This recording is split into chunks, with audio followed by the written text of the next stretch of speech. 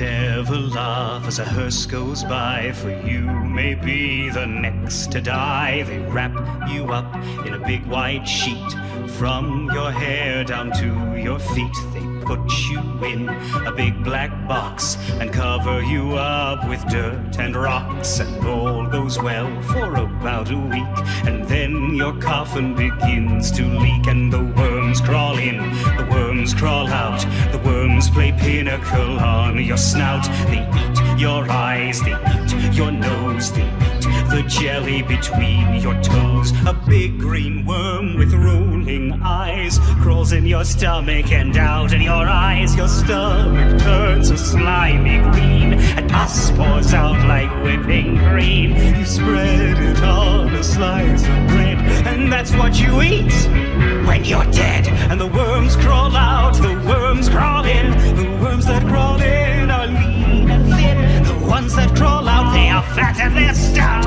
Your eyes fall in and your hair falls out. And the worms crawl in, the worms crawl out. They crawl all over your dirty snout. Your chest caves in and your eyes pop out, and your brain turns to sauerkraut. They bite their friends and their friends too. They all come down to chew on you. And this is what it is to die. I hope you had a nice goodbye. Did you ever think as a hearse goes by that you may be the next to die?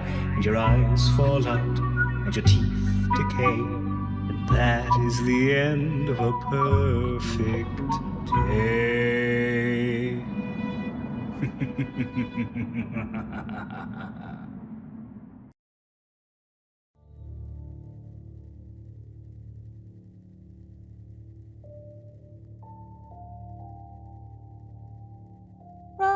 Hello there. Hello there. I mean, this isn't going to be the intro. I need to say hello and welcome, everyone, to Styx Bones. For you, it has been but merely a week since the last time you hung out with this group. But in the past time, because we are talking to you from the past, it has been many months? I can't remember how long it's been. Many month. Many a moon. It has been many a moon. Moons have changed. Days have changed. We are all new and different people. Now, before we get started, before we jump into any kind of recap of any kind, let's introduce our lovely Coterie of Death tonight, starting with Kieran. Go ahead. Hey, I am Kieran, aka Caradan Zero, and I am playing Christoph Giovanni. I can't remember what order we're in. I guess it's my turn. Yay! Hi, I'm Nova. I need to tell everybody that Fran would definitely never go camping. I've heard camping. No camping. It's the sound of the mosquitoes when you're camping.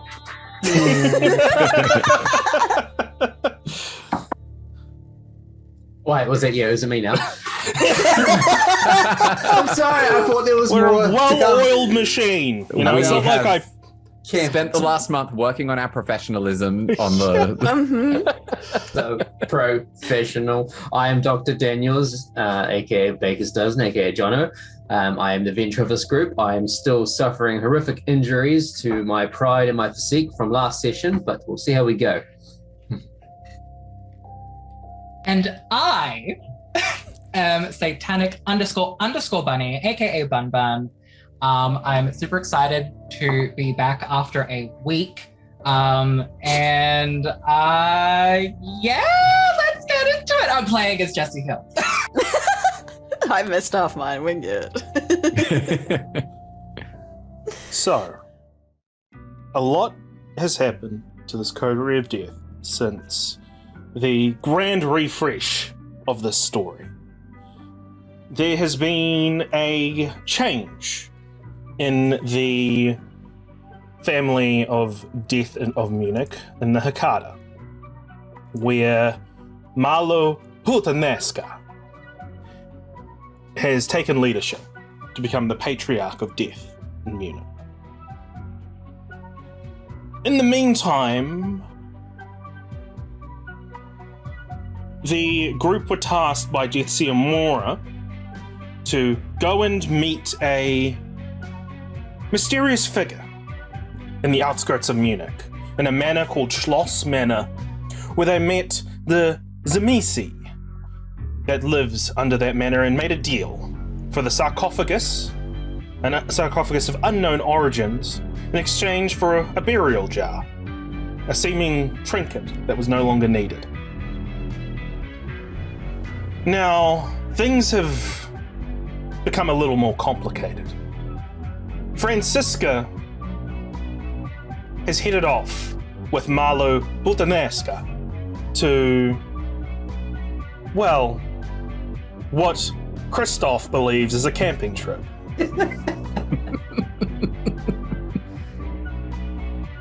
But while she was away, the coterie met with a very interesting figure, the Banu Haqim Primogen of Munich, Court Vasily, who very much wanted that urn. And in exchange for dirt, damning evidence against Marlo Putaneska,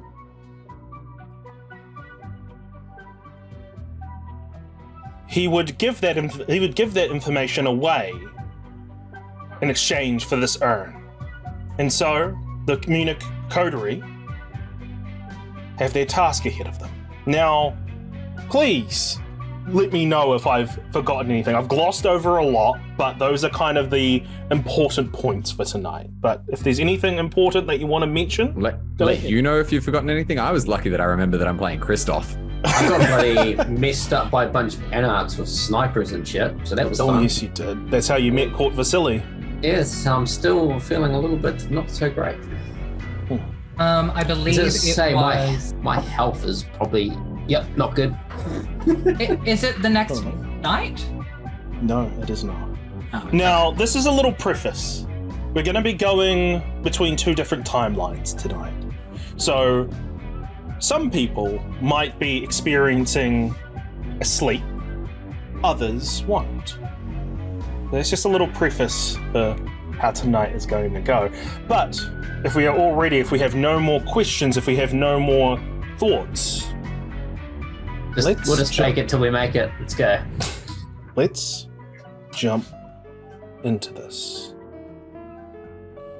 Now, we open on a white screen. The sound of howling wind dissonates in the distance. A small silhouette of a small person wearing a dress blowing in this wind is seen through the haze of white. Until, eventually, Franziska, you awaken. The sounds of helicopter blades above you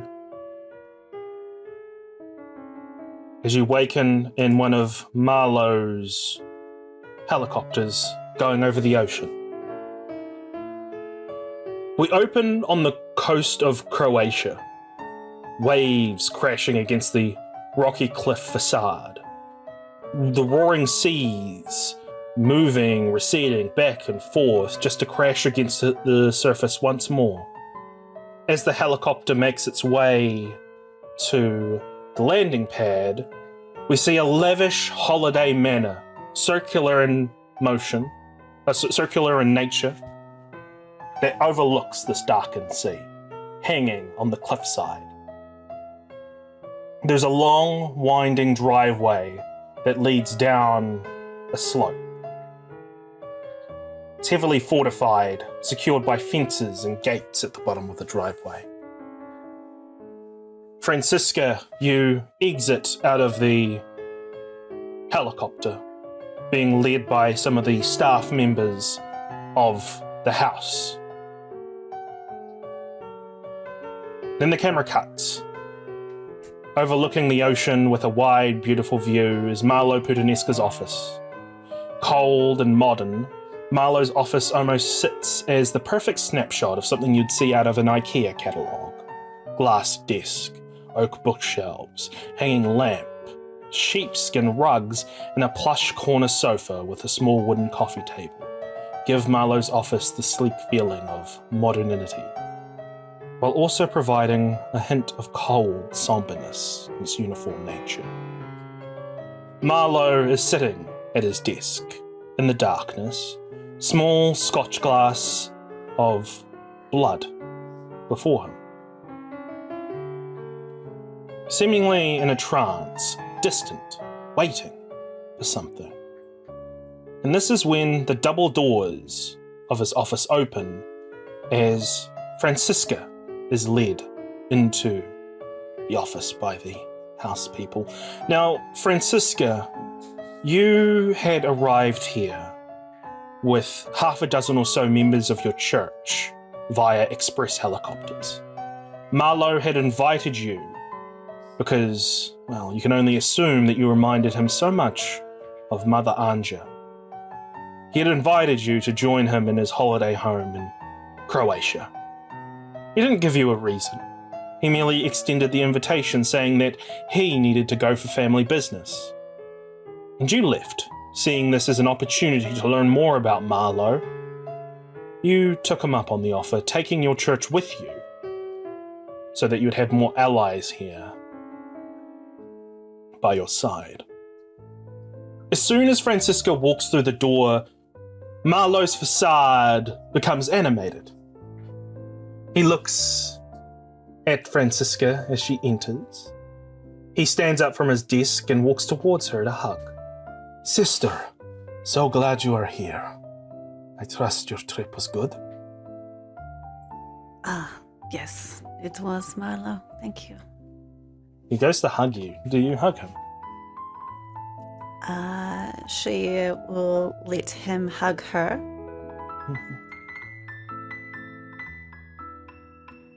He holds for a moment, almost waiting, expecting for you to hug him back. When that doesn't arrive, he lets go and just smiles at you and just says, "What do you think of this place?" It is very... what is the word for... humane? Yes. Please take a seat as he leads you to the corner couch. Take a seat at the corner couch, I'm assuming. Mm-hmm. He grabs a scotch glass, and puts it down before you, and asks if you want some blood. Pours some, passes it towards you. And he just says, yes, this place, the land was my family's. I have made some changes since those days. Yes, well, there's no point in holding on to the old, huh? No. No, indeed. I'm glad you could come here, sister. What is it that influenced you to invite me here? Your company? Oh, well, we all know that I have the best company, of course. I kid, dear sister, I kid. I figured you would enjoy some time away from Christoph. Allow him some time to mend his bruised ego. Time away from your little friend there, as he points over your shoulder. You turn. You don't see anyone there.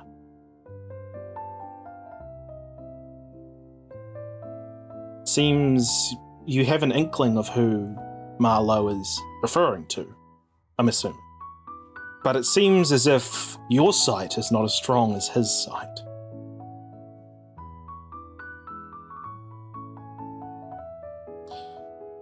But time away from your friend there, I'm sure Christoph, well, I don't know if he sees her or not, but I'm sure he feels her glares.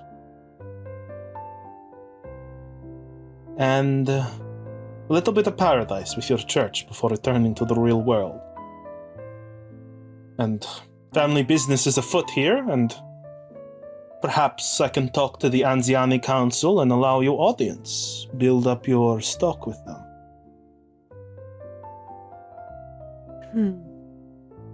That sounds so wonderful, thank you. Is there anything that you require of me while I'm here, brother?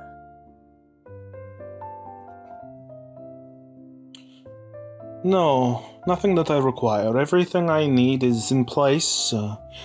Roman has made sure that everything is in place. The Anziani Council, the representatives of them, are on their way. Where we'll be conducting family business behind, closed doors.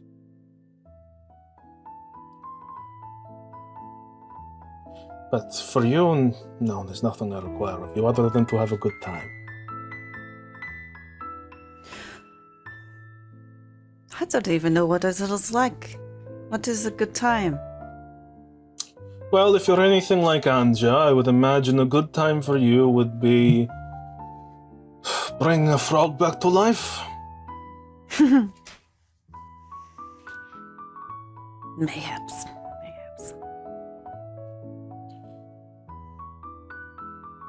Has there been any inkling of where she is? No. Nothing at all. You mentioned that she had left with a vagrant, was it? The body of a Yes. vagrant? That is correct. Anything you can tell me about this vagrant?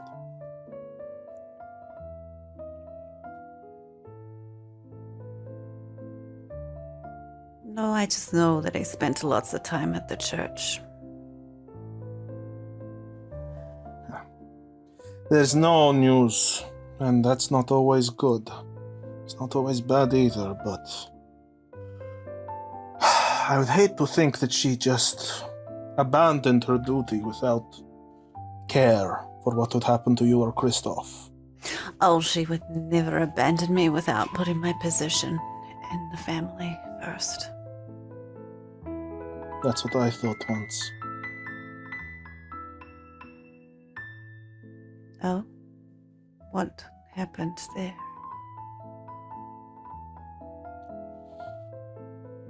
Well, we were dumb. I was young. She was young in other ways. And I thought that she would defend me. She didn't. But if it wasn't for her turning her back on me, I wouldn't be where I am now. I wouldn't have the wealth that I have now, that I've given to the family. I wouldn't have this place. You know, this used to be a vineyard. I used to visit these lands often with my family, and they would show me their wealth. Well, when I escaped the Shadow Curtain, one of the very first things I did with my newfound wealth was buy the villa from under my padre. I just wish I could have seen the look on his face when the bulldozers came to knock it all down.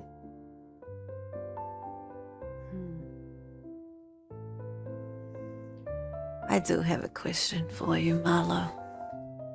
Anything, sister. What is it that you dream of?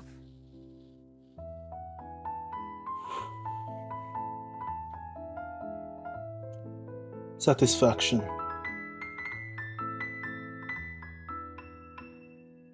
That is rather broad. Ask a broad question, you get a broad answer.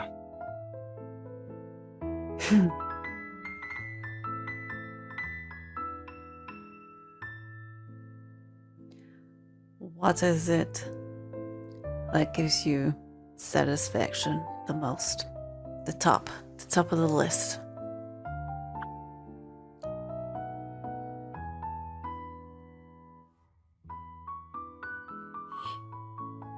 He thinks about that for a moment. He mulls on that. And he looks at you, ready to give an answer, when you notice he's looking up over your shoulder. Roman, you're here. Turn around. Roman Giovanni is standing at the doorway. Our friend will stand and acknowledge him. Franziska Hollander. Marlowe.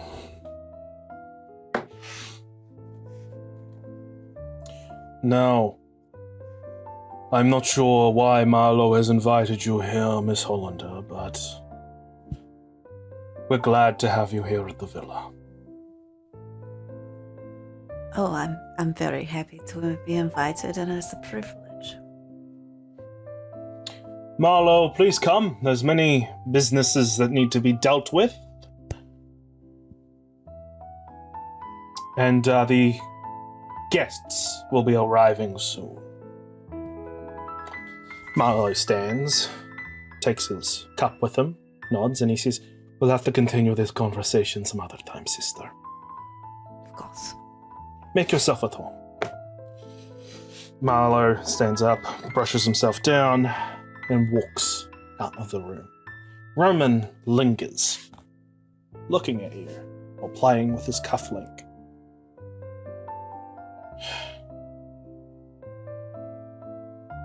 Do behave yourself, Miss Hollander. Before he turns around and exits the room, leaving you alone. What thoughts are going through Franziska's mind right now?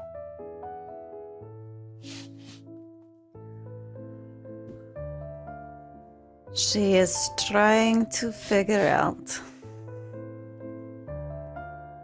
what Roman's real problem is. And the real reason why she has been invited here. She's assuming it is to split her and Crystal up so they can't be talking together. But the most important thing, and the desire behind all her own dreams, is to find knowledge. So she is going to scan the room with her sight on to see if there's anything weird happening in here. So, I'm going to ask for some specifics here. Mm-hmm. When you say weird, what kind of weird we're looking for? What kind of... Spirits, shadows, anything. Okay.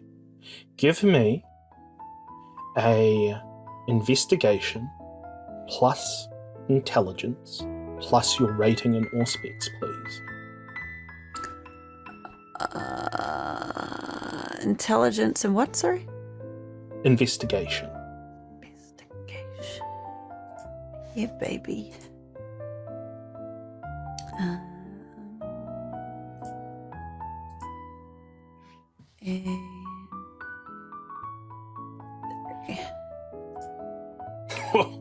Oh, damn. It's a critical hit. So you begin to look around Marlowe's office. You see a lot of paperwork, a lot of various documents, shipping documents. And nothing seems out of the ordinary from what you can see. Everything seems very mundane.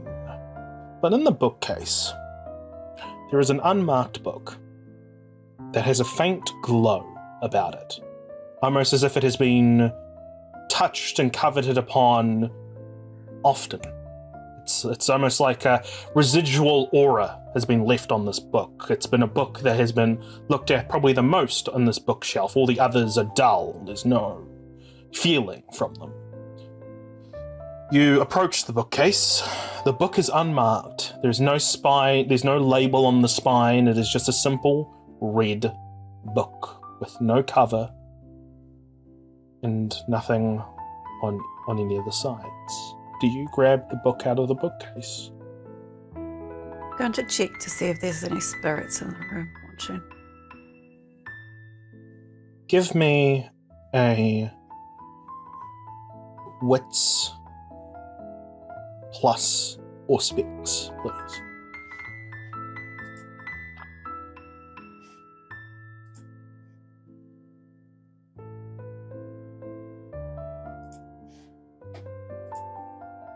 An 8.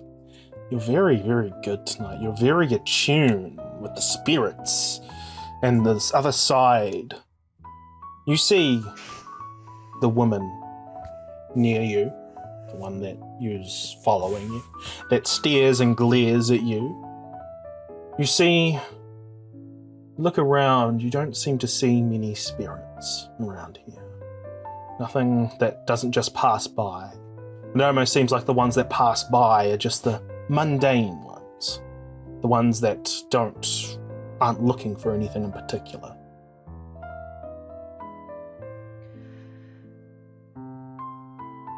Is anybody or anything watching us, Rebecca? No answer. A cold feeling. I take the book. You take the book. You open the book up, I'm assuming? I feel to see if maybe it could be magically trapped or if there's any signs of blood magic on it. With your 8, there's, other than the residual aura around this book, there's nothing that says that this book is anything but a looked after book. Okay, I open it gently, make sure nothing falls out of it. Give me an occult plus intelligence, please, to see if you understand what this book says.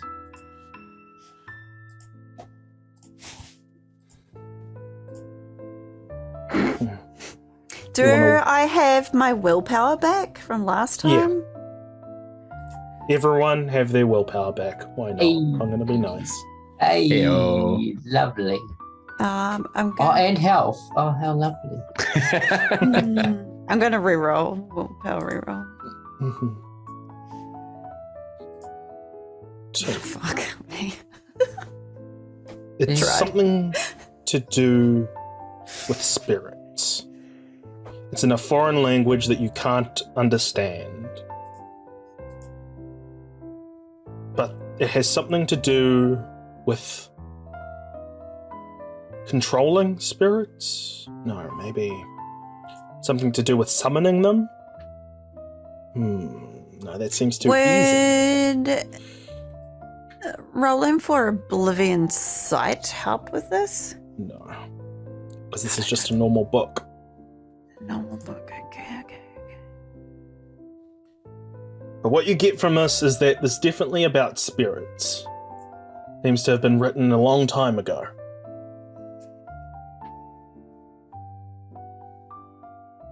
But as you mull over this and you hold the book, we're going to cut away from the scene for now. As we head over to Munich, the Sendling Lofts, shortly after Court Vasily exited the group. Now, it is up to you three to talk about how exactly you're going to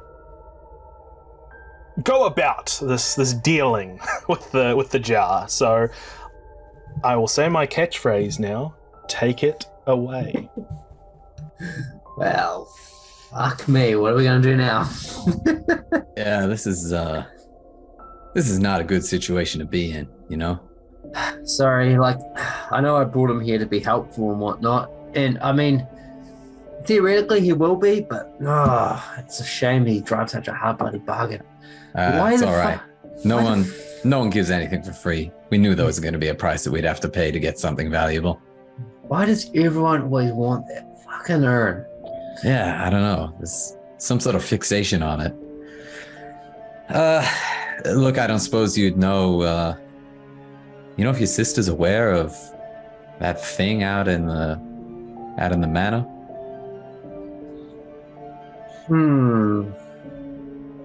I don't know. I haven't talked to her in a while. Maybe it's time to get back in touch. I wouldn't want to push you into that, but you know, a dragon on the edge of the city if the Camis don't know about it.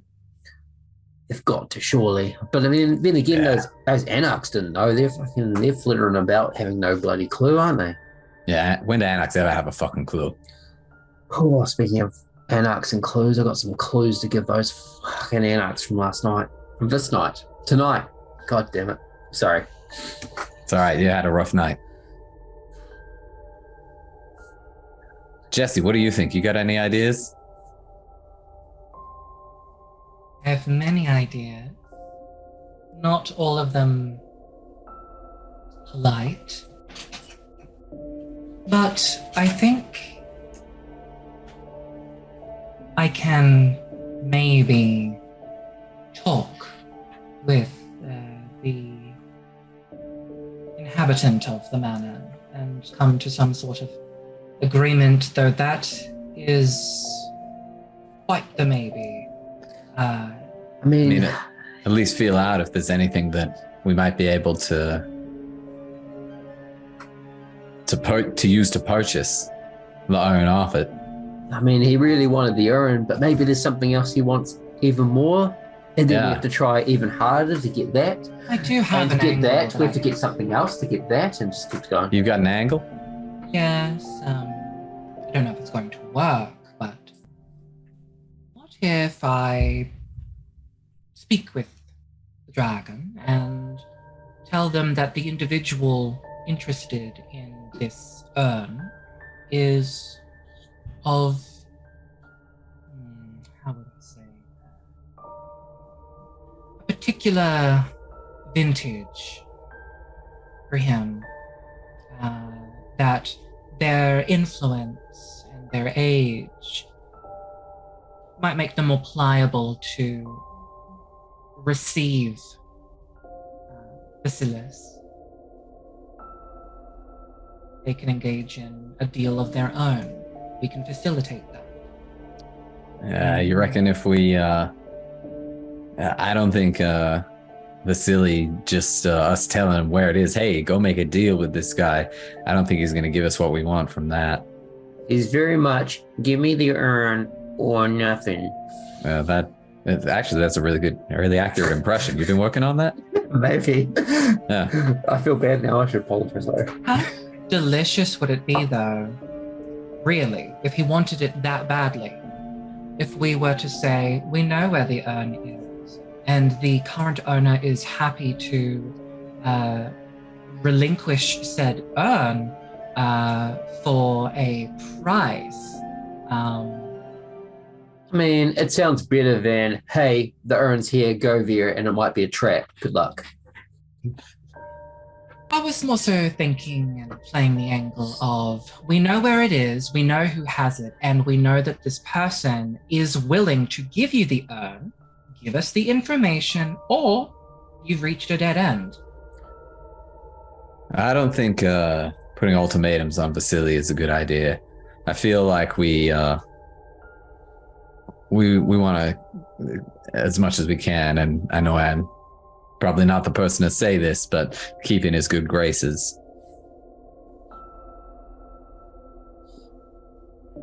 That being said, I think you're onto something. I think if you have some sort of in to find out if there is anything that we may be able to trade for the iron, I think that might be a good idea. Would you feel, would it be safe for you to make contact? Oh, yeah, that's truly safe. But I believe out of all of us, I would be the most well-received. Well, I mean, especially if you're looking like you are tonight.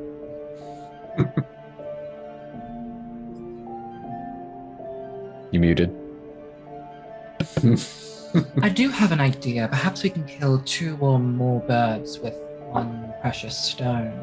Mm-hmm. I have it under good authority that they may appreciate certain gifts.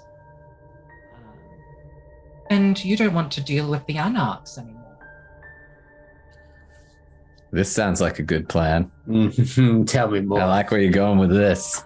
In exchange for the urn, we deliver into their most hospitable embrace. The physical bodies of these troublesome anarchs, perhaps even also the troublesome anarchs that dared violate their hospitality. I mean, even if it doesn't work for the deal, I'm happy to feed those anarchs to him. And perhaps we can say that it is a loan. We merely need to borrow the urn. Well, no, we don't need to borrow the urn. Someone we know wishes for the urn. Give them the urn. And then whatever happens in the future is not our problem. I'm just happy to take care of those anarchs. I like this plan. I think you sold me on that as well. These motherfuckers. Wonderful. But first we need to see if they are interested in that price. And I need to find these fucking anarchs. Yeah, I think we've got some surveillance to do. Jesse, I think you've got a conversation to have. Yes. I do believe an associate of mine can assist in potentially tracking down those pesky individuals that have been plaguing you. They're quite good at, well, they're not very good at the whole talking thing, but they have a nice mind. Nice minds are good if they do a nice find, all right? I can make a call. Certainly. I was going to try, what's-her-face, my Coterie Primogen, and see if they had any leads, but I'm happy to try any and all things. Well, I can give a call. The both of you can... Hurt? The both of you can stop by the Fruit of Persephone, take a moment, and go from there. Anarchs don't have a lot of respect sometimes for the Masquerade, so maybe I'll have a look online, see if I can see any coded bragging about fucking up a Ventru. Maybe give us some hints. I can see if any of them have been previous clients of mine. I doubt they have the money or prestige, but, you know, plus ones. Couldn't hurt to check. So, Jesse, who is it that you're wanting to talk to? I would be getting in touch with my ghoul, Renee Coppers. You ring your phone. After a few rings, there's an answer. Miss Hill.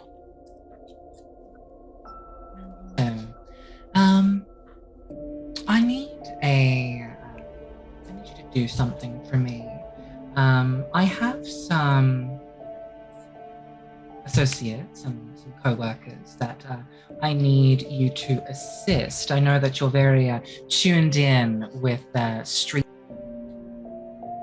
lingo, and you're quite switched on. So perhaps you can receive them tonight and assist them. Yes, I can assist with that. Miss Hill, I'm still looking into the other thing you've asked me to look into. Would you like that to go on hold? I'm close to something here. I'm afraid if I move my attention elsewhere, I might lose the thread. It is not something that I believe will require, this new thing will not require nights upon night of study. More so, if at maximum by the end of this evening. But if you believe that that is still too much, then... It's not that it is too much. It is... The risk is there, but if I am to move my attention tonight elsewhere, I might lose any leads I currently have got on the matter you've asked me to look into. Could you remind me what the job was? Sisyphus. Looking into Sisyphus, finding the donors, finding who funds Sisyphus and who's in the inner workings of Sisyphus. Basically, out of game, the choice I'm asking you to do is, do you do this at the cost of the research that you're doing into this, or do you look for other avenues?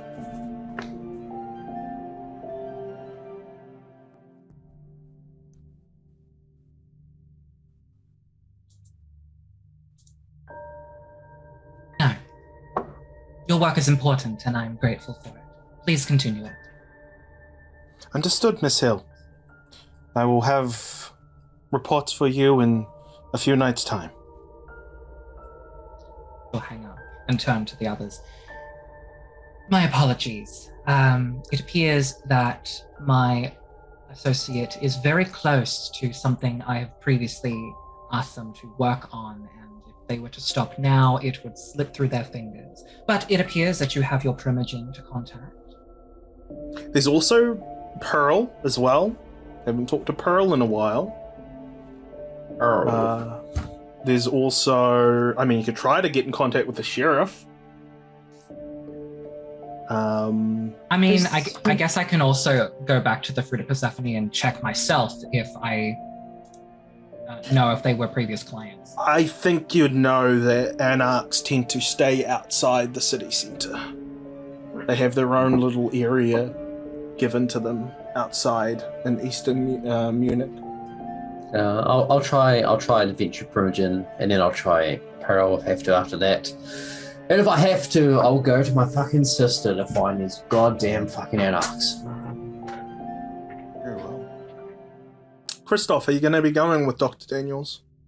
In the meantime, I'll go with Daniels, but in the meantime, Jesse, I mean, yeah, we're going to find the anarchs. We're going to teach him a lesson or two.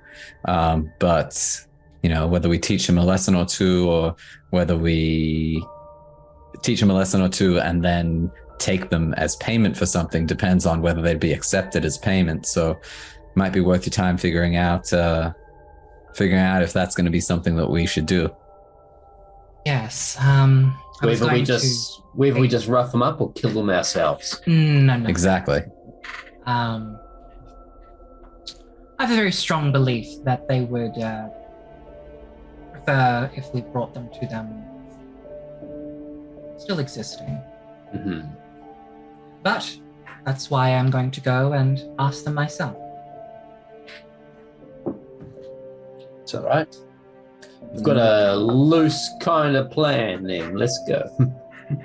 The Munich Coterie splits off for the rest of the evening. Jesse heading towards Schloss's Manor. Christoph and Dr. Daniels heading to, well, wherever Anna Fleischer might be. We'll get into the details of how you find out where she is. I need to stop by my place real quick, if that's okay, Christoph. That's it. I need a new goddamn fucking mask.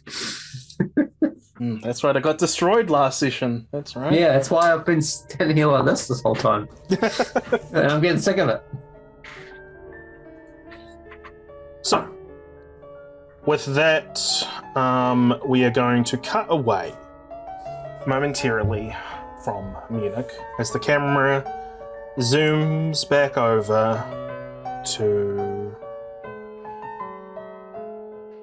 the holiday home in Croatia. Holiday! In the drawing room, with bookshelves and comfortable couches, a fire roars behind an iron covering.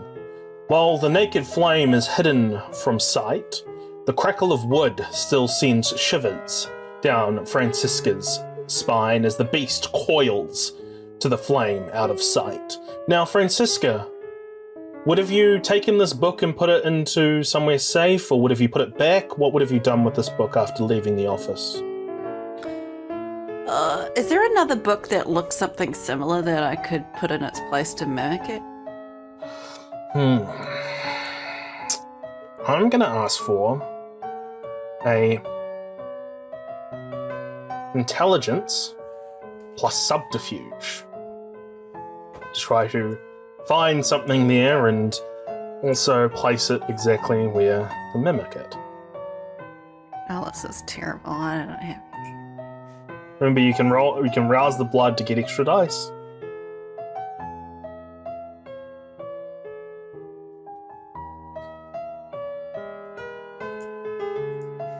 Rousing. How many extra? 2, I think, for your blood potency. 3. 3's not bad. You managed to do this somewhat cleanly from a distant sight. But if anyone was to closely inspect, well, that would be another story. And in fact, the mere fact that you've tried to swap some things around will make it harder for you to try to put it back to where it was if you decide to leave the book behind.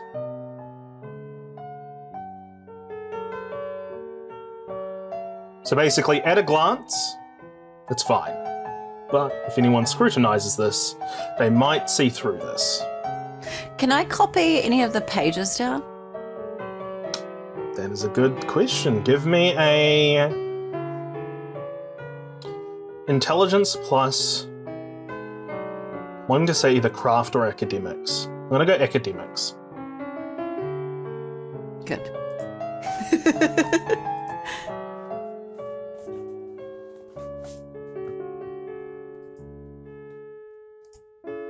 Oh.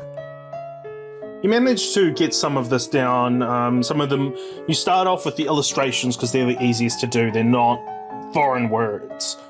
You get some of the words down. I mean, it's a big book. There's a lot of pages in them, and there's a lot of none of the words you really understand. So you try your best to look for repeating words, for like words that show up, like same symbols that show up every now and then, and just kind of jot them down on one page. And you manage to do a pretty decent job at like getting some notes down. But once again, you don't know what it means. You don't know. Yeah. So, yeah, you do so. I'm going to put it back. Okay. You put it back. Give me a intelligence plus subterfuge again, please.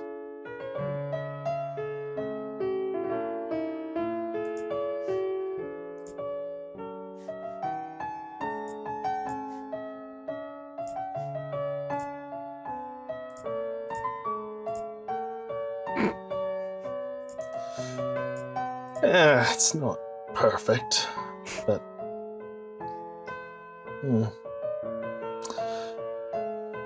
that is fine. That is why it's left. You leave the book there, it's there, and if anybody questions it, well, maybe somebody knocked it over. Maybe one of our help knocked it over. Either way, we cut forward a little bit from this time where you're in the drawing room, the crackling fire nearby. And you watch down the hallway from the drawing room as Marlowe leads various arrivals from the Anziani Council into a room of the house. They talk amongst themselves and laugh over trivial matters, these old men smiling and talking as if they're old friends. As they enter the room, Franziska, you try to use your heightened senses to maybe hear what's going on. All you receive back are muffled reports. Seemingly, the room has been soundproofed to prevent prying ears from listening. Soft footsteps shake you from your reverie as one of the members of your church, Leah, approaches in the room. She smiles at you before she eventually moves to a nearby bookshelf. The university student is in her final year, almost ready to graduate and be fully initiated within your church. You look over at Leah, who bounces back and forth on her heels. Your obsession, Franziska, is seemingly laying with the clandestine meeting down the hall, while in stark contrast, Leah's obsession is poring over these tomes of books in the bookshelf. While innocent, Leah is like a wallflower, curious and more interested on the mundane side of things, a mirror of who maybe you once were, not too long ago, before you found your name. But as you stand in the hallway, Leah looking through the bookshelf, what do you do?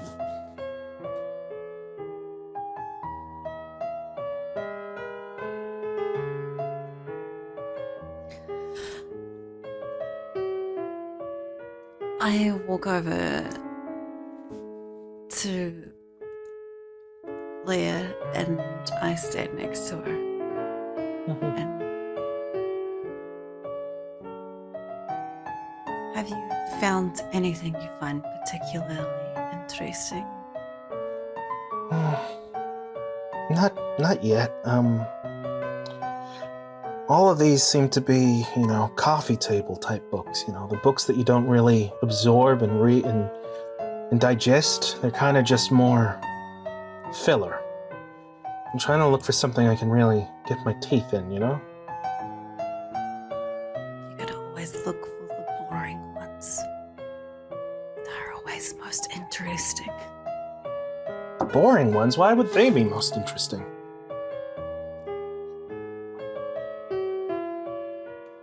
Because if you think about it, all of the most interesting things look boring on the outside, but it's on the inside where the juicy details are.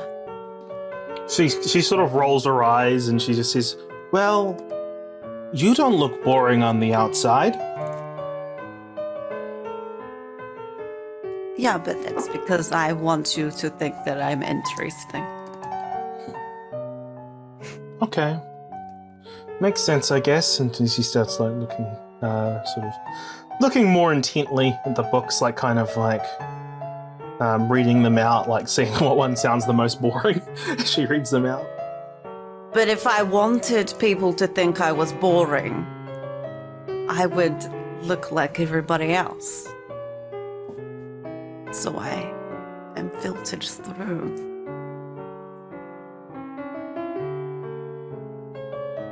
And she just kind of lets that comment slide as she just like looks through and just like sort of nods, kind of more engaged with the books at the stage. The sort of innocence in her eyes, just like, as I said, remind you of yourself when you were younger. What do you think of this place, Lee? I don't know, it's kind of... it's overcompensating for something.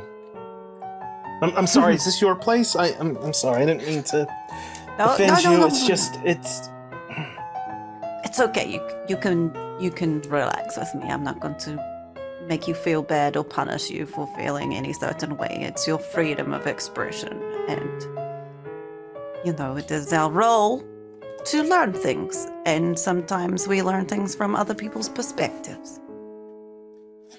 Yeah, well, I guess the perspective of whoever has this place is what I'm meant to learn, that it's life's unfair.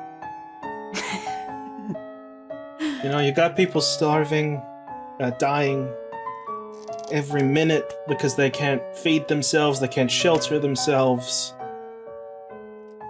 And then you've got this place, which is, at last I counted, 10 rooms, a master bedroom, 3 lounges, pool, and from what I hear from the guards, nobody is here most time of the year. Well, how about you just enjoy it a little bit before we have to go back to, I mean, it is better than my dorm room, but I can't help but feeling a little guilty. Maybe someday you can give back to the people that don't have as much. I like that. Keep your eyes about you. You never know what you'll see. She smiles at you. before returning back to look for a book. Fran is going to walk around the room and just run her fingers against the walls, Mhm. checking for any maybe hidden doors. As Being you subtle. as you walk around, sort of like just feeling around the room, that's when the doors of the meeting room open. Marlowe, Roman, and the representatives of the Anziani Council exit. And you watch them as they exit. Following them with your eyes, you sort of watch as you brush your fingers against the embossed walls. And as you look, Roman stands there once again, lingering as everyone leaves and they're all smiling. He turns around to face you, and the smile fades before nodding and then moving back outside. Well, moving back with them. You follow them. Well, you don't follow them, sorry. You move to the front of the drawing room where there's a window overlooking the driveway. And you can see Marlowe and the Anziani Council representatives entering black SUVs. They're going somewhere. You don't know why, you don't know where. They're going somewhere. You're approached by Sabine,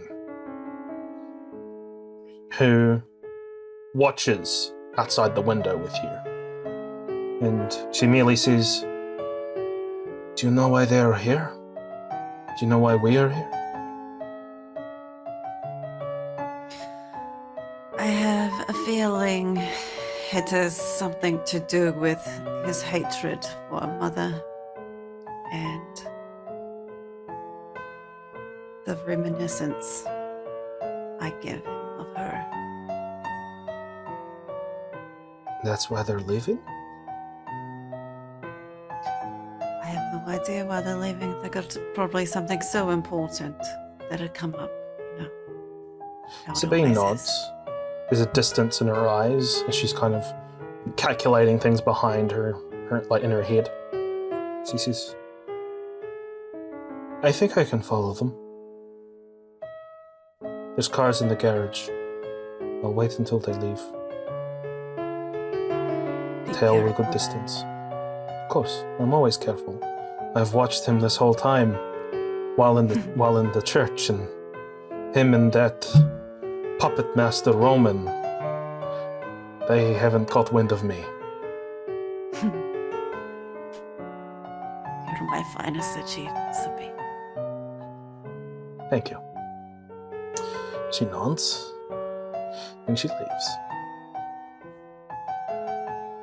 Now, Franziska, after she leaves, you see a vehicle depart the garage shortly after the others leave and sort of follow that direction. Sabine has gone over to follow this Marlowe and the council and Roman.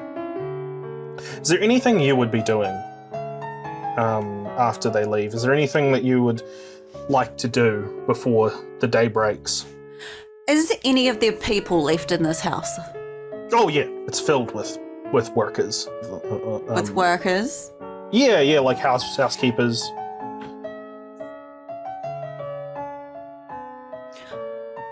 I will go and grab Lee.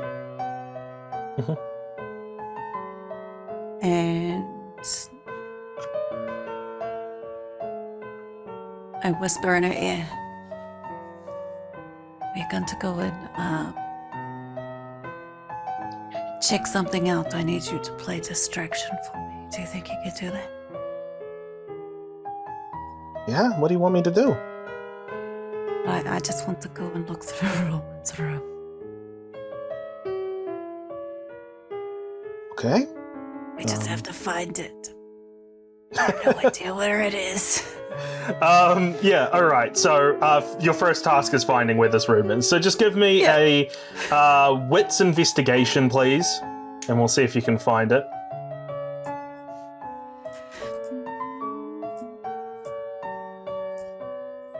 Oh. It takes you most of the night looking for it because there are a lot of rooms here until eventually you do spot where, because you kind of, what you're doing is you're going room by room, kind of peeking in, like what's in there, nope, and you find another room and you peek in. It takes you most of the night to find, but you eventually find a room where Roman suits are laid out. Yeah, I feel like it would be close to the master bedroom, right? Very close to the master. Or if not, that's where I would have checked first. Okay. Yep. So you managed to find Roman's room. What are you looking for? Which room there? I'm looking for his dirty laundry. It's dirty laundry. Okay, with your 4, you find a pile of dirty clothes in the corner. Oh my god. Anything interesting? Any loose pieces of paper? Anything hidden under the bed? Let me think on that for a second. Meanwhile, we're going to cut over to Christoph and Dr. Daniels as Dr. Daniels has just entered his home and now has a new mask. Ooh. Take it away, the two of you. Oh. Always keep a backup. And always keep a backup for your backup. You just keep like a stack of those? I mean, Would you accidentally bulk order them? not to, this might answer your question, but I've real quick got to order a backup for my masks. Backup. Okay. Real quick. Yeah. All right. Trying to find some anarch somehow. Yeah, But well, I'm not looking for a fight, unfortunately, because I'm feeling a little bit from before. yeah, we'll tell him we just want to talk to him. And I mean, well, you know what we can do when we talk to him. This is true. Mind over matter, some would say. Right. I'll quickly text, since I probably should have already texted the Venture Primogen. Anna? Was it Anna, Chris? Yep. Maximilian Park is where we've been told that you should meet. Okay, let's go meet Anna. All right, sounds good. Have I met Anna before? I don't think I would have. I think you briefly did before the reboot. Okay, all right. You briefly did it in art gallery. Okay, right. All right. So, on the way there, is there any discussion the two of you would like to have? Hope Fran's enjoying her camping trip. Yeah, I'm sure she's having a terrible time. Roasting some marshmallows, swatting some bugs. Can you imagine? What kind of an idiot was Marlowe taking Franny camping? Hey. How did that guy get to be head of the family? Oh, I don't know. Not for much longer anyway. Hey, You hungry? I am famished. I need all I can get. I need to fucking heal. Yeah, let's how much time we got? We got time to stop off on the way? We got time to stop off. Let's sneaky snack. Let's do it. All right. Hunting rolls, please, from both of you. The fuck is my hunting roll? I can't remember. It's in blood and XP. Yeah. Okay, move over. Blood XP. Oh yeah, so I just click that button? Yeah. Is 3 good? I don't know. So, with your so what's your hunting preference, Christoph? I can't remember. Is it Sandman? No, I'm pretty sure I'm Alley Cat. Alley Cat. Yeah. Very good. All right. We'll stop by that political bloody rally from before. Well, that's just what I was going. It's disbanding now, so I'll catch a few people who still want to talk politics. That's just what I was going to say. Yeah. Christoph, it's about anybody who looks like they're it's about talking 2 smack in the about morning. Peter Drew, get them. It's about 2 in the morning.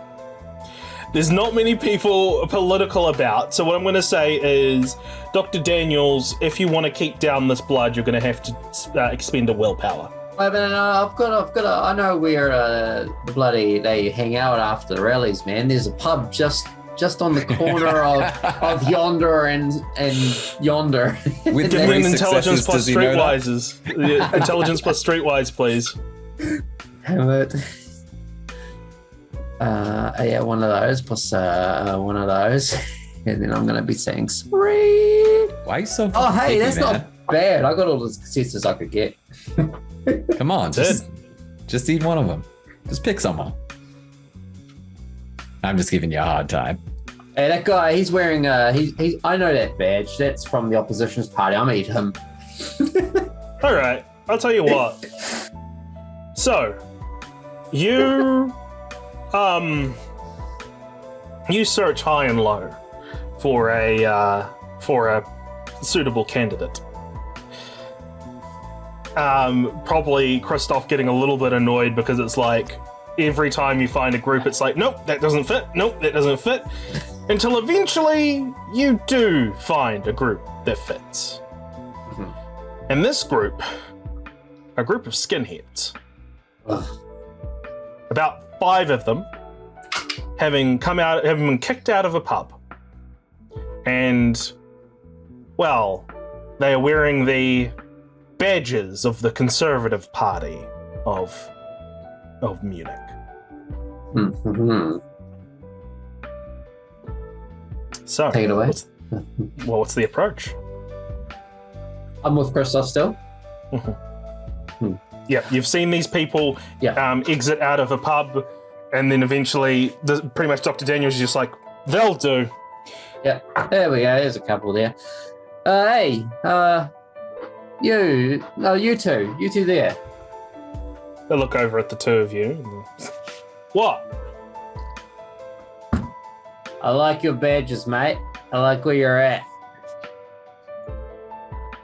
Manipulation plus persuasion, please. I don't know how this helps Christoph's alley cat, but No, hey, hold on.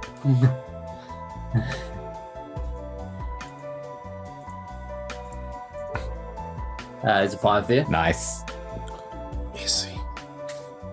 Is it? Oh, so it is. Less Okay. nice. I just seen the number. They look at you and they look at your suit and they look at your expensive car. Christoph, where are you situated? Oh, I'm standing relatively close to Daniels. And they look at your suit as well. And they're just like, thanks, mate. Yeah, no, that's all. But hey, I've got a couple ideas of how we can help the cause. You look like you know what you're up to, mate. I point to one of them, the smallest of the bunch, and I also point to the biggest of the bunch. I say, you too. I've got some inside tips that could help you guys out, if you guys are interested. Yeah, we're interested. All right, follow me, and I've got something that's very worth your while. Lead the way. All right, and I'll kind of lead them. Christoph, are you leading them as well? I want to see whether the others are following or whether they're staying behind. 3 are looking to follow Dr. Daniels. 2 are staying behind. Okay, I'll follow the 3. One of them said, no, you first, mate. I insist. Well, I insist. As he pulls open his jacket, showing a revolver in his belt. Go on.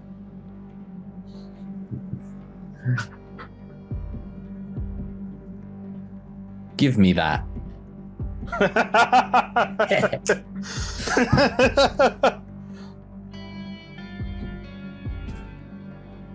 Got a hunger, but I'm gonna eat anyway. Okay. The guy looks at you glassy-eyed before reaching to grab the revolver and passing it to you. The other 2 look confused. They're like, what the fuck? And they look at you, Christoph. One of them begins to back away to run. Forget. Oh, The other one... Forget. The other two that are like lingering behind, they kind of see this whole exchange. They're far enough away so you'd kind of have to get their attention to get eye contact. They're bolting. I'll say, fuck him. They can go.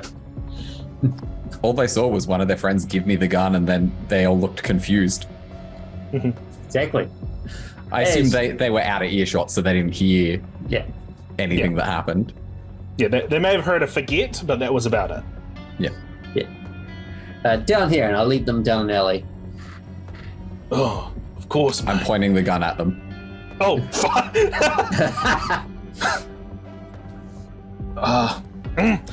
the alley. They make their way down the alley.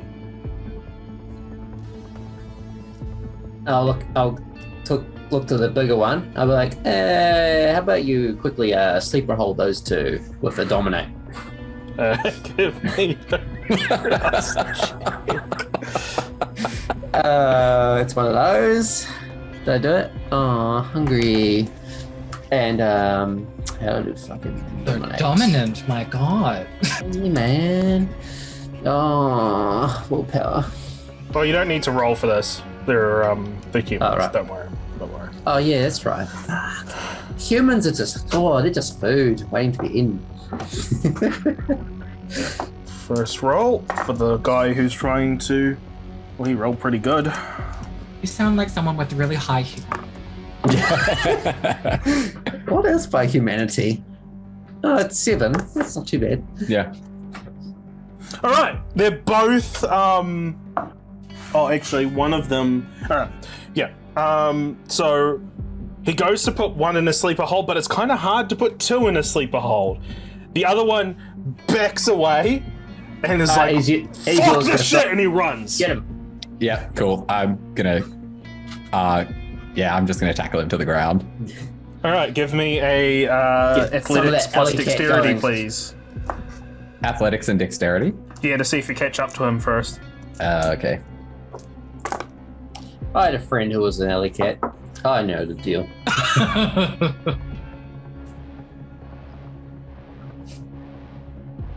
Okay, you managed to catch up to him. Strength plus brawl to try to tackle him down.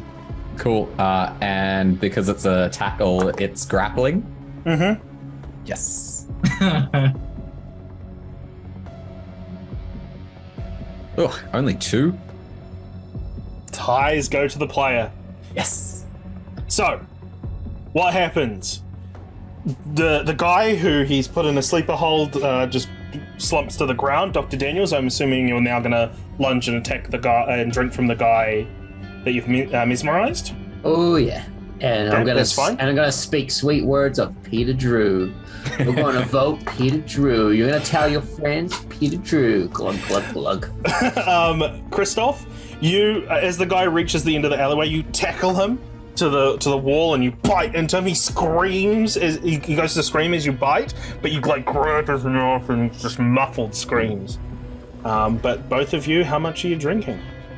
From this guy, 2 dots, and then telling him to forget. And then there's another one over there that's unconscious on the ground, isn't there? Yeah. Yep. I'll take 1 dot from him.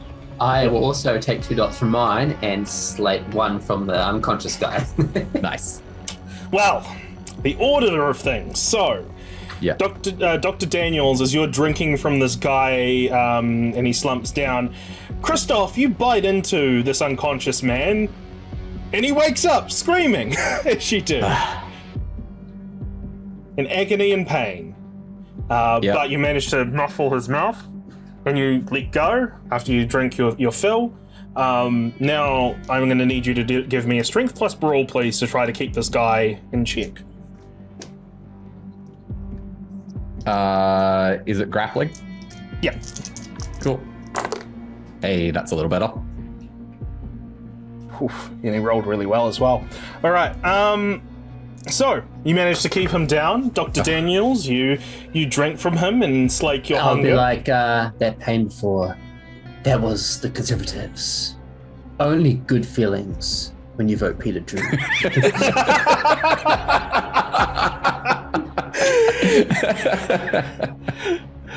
So you drink from him, and yeah, he. Can I want to say hunger, but I just want to heal. But can I only choose one?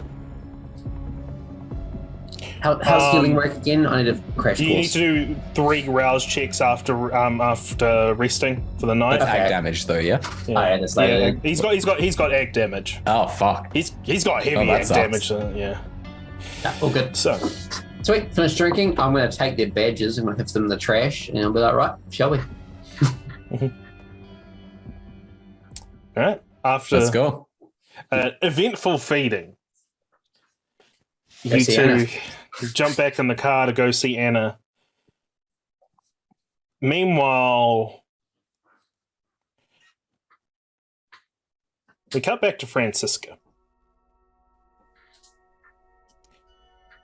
Now, Franziska, you're looking for something interesting, something.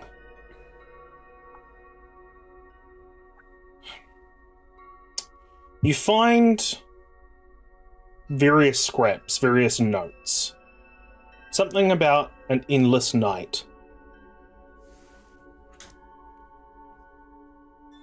There's not a lot of context around what this endless night could be, but there's something about endless nights.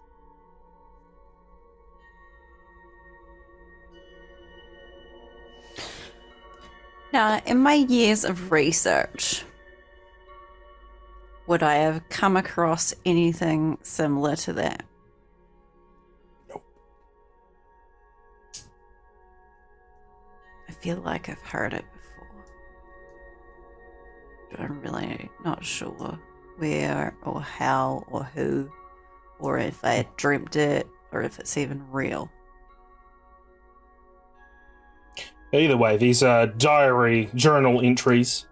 Very mundane, but they do talk about a few things, such as the endless night nearly slipped away from us. But hopefully we can achieve the endless night before the time runs out. Would I assume that the way it's been spoken about is the endless night is referring to a person that could possibly bring about whatever the endless night is, by the way it's been spoken? If that's the way you want to infer it. Also, is there anything that says why he hates Fran? No, nothing about that. All right, I put it back where it belongs. It's nearly daytime. Yeah, I leave and I close the door. Go back to your quarters to rest for the day as the day sleep takes you. Also, is there anybody with a melancholic resonance in this building?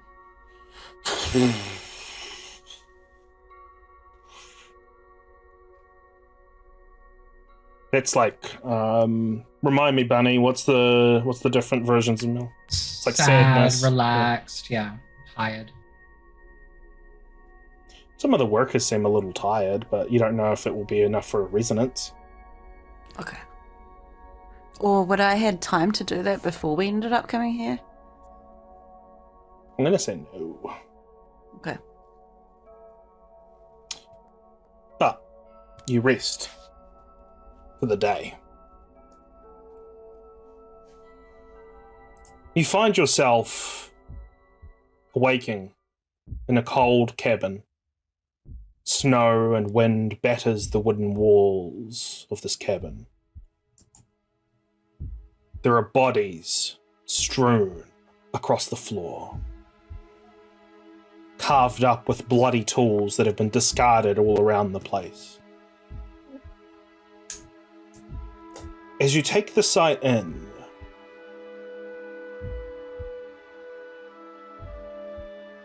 you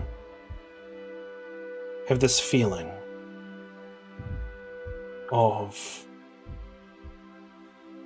something watching you from a darkened corner. There's a corner in this cabin that is exceedingly dark, extremely, very dark. but you feel like something's watching you from that darkness. Can I activate Oblivion Sight? You try to pull on the powers of your blood, but it's like they're almost out of your grasp. Try to will the blood to do what you want it to do, and it just refuses. There's a buzzing sound as you look towards it, and you can see a fly has been caught in a spider's web, and the spider slowly crawls across the web towards its prey. There are loud, thunking footfalls behind you on the wooden floor. You turn. You see a giant, hulking, bald monster wearing a heavy coat and its eyes glowing amber as it stands in the doorway, where behind it is a white landscape of a blizzard. The creature speaks with guttural clicks and clacks, saying words in a language long lost. The figure walks towards you, Franziska, until eventually passing right by you towards the darkened corner.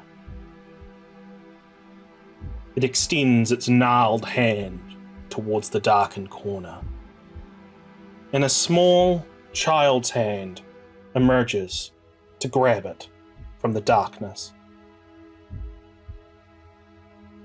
As the hulking creature pulls whatever this is from the darkness out, that's when the cabin begins to tilt, and you find yourself losing your footing, tumbling down and out the door, and falling straight face deep into the snow.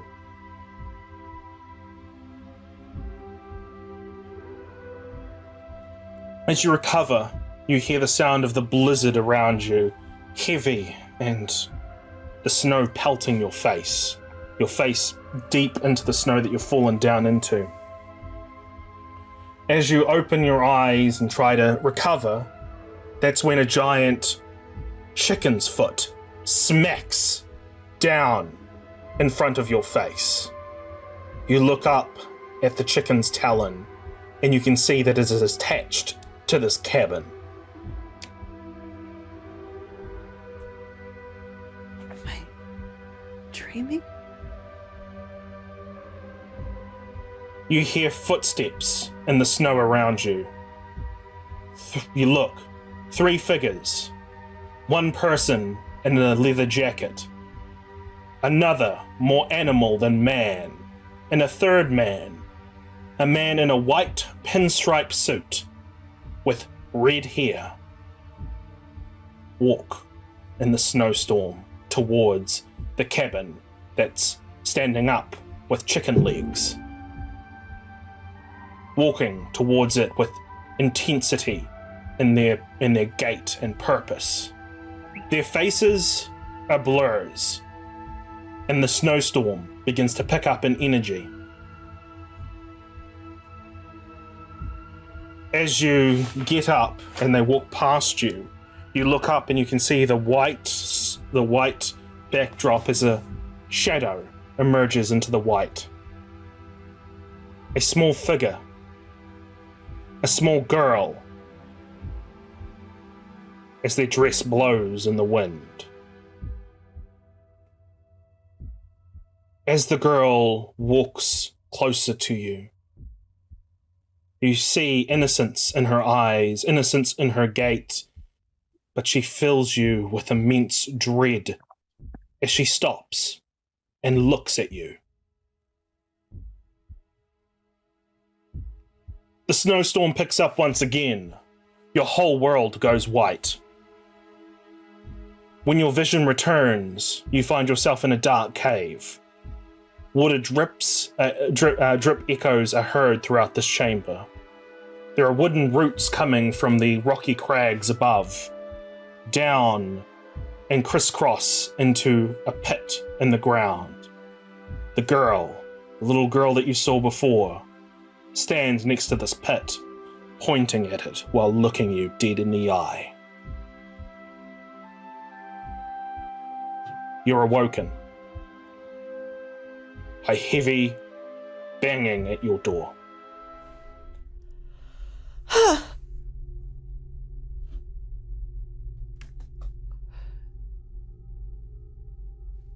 There's heavy Hello? banging at your door. The doors burst open. Guards enter. Need to come with us. Who says? Marlo. Get up. As they accentuate their weapons that are on their person. She gets up and puts her dress on. After getting dressed, you are led down the hall, these men flanking you at either side. Your church looking in confusion at the commotion that's happening as you're led down the hall until eventually you reach Marlowe's office. Marlowe sits at his desk with a distant stare in his eye. Roman standing next to him, messing with his cufflinks. But that's not what catches Franziska's attention. What catches her attention is the cold and lifeless body of Sabine on the desk in front of him. She runs to Sabine. And that is where we're going to go for our break. Fuck! I just We'll be killed back her. we'll be back in mere moments, everyone.